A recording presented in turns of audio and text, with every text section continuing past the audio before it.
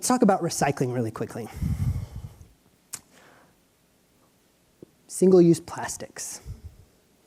So typically, pharmaceutical companies would manufacture their drugs in large stainless steel factories.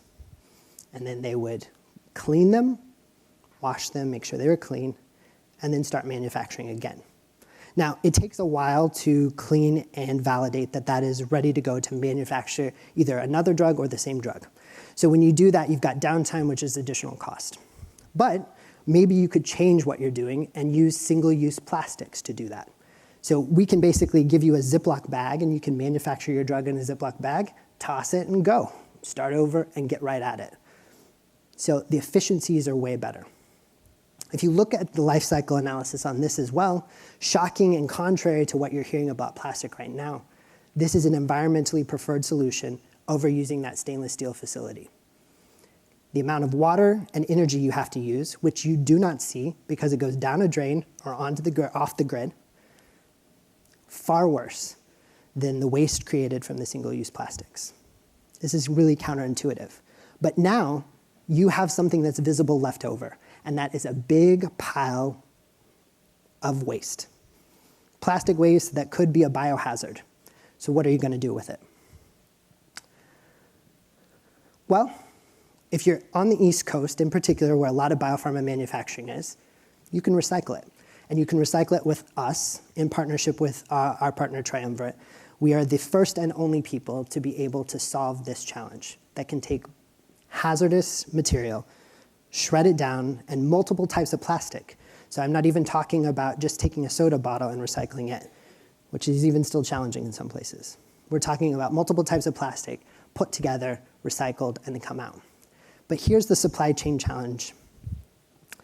What happens with the end material?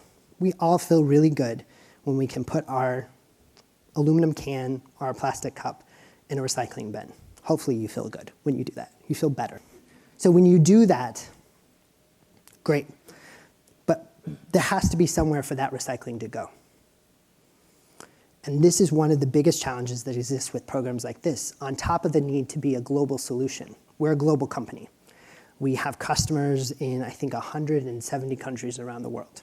So for us, we're not going to have this type of system in every country, but we at least need to have this system in places like Switzerland, in Ireland, in China, where there are large biopharmaceutical manufacturers. But we also have to have places or outlets for this material to go. So you might think it's strange for a company like ours to not only be doing that, but then to also be partnering with organizations like Lowe's, Home Depot, to try to figure out outlets for this material to go. And this is where supply chain has a totally different other take, because it is also a systems perspective. And this is where the systems viewpoint is so important to think about not only the challenge that's right in front of you, but the challenge that could stop you from the thing that's right in front of you, which is where does this all go? And so that's another thing that we think about in terms of broadening out the viewpoint of the supply chain. Because this is not in the, we'll call it dedicated portion that as a company we would think about.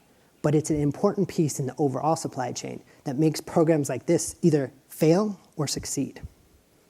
So a random example, but right now I think the proposed volumes going into the system on an annual basis are close to around 6,100 tons. I don't know if that was in the slide before me, but on an annual basis in the US, about 6,100 tons that are available. We're recycling on average approximately now 30%. This year we're going to see another increase. I think we're projecting close to 1,600 to 1,700 tons that will be recycled. Still a fraction, right? We make up a tiny fraction in terms of the total plastic recycling footprint. But another really important thing for our customers, and once again, it comes back to the tie back of supply chain and the customer. And it's not just about operational excellence internally focused on supply chain alone, but supply chain externalities that you can use as a value creator or a benefit that can be for your company or your customer as well.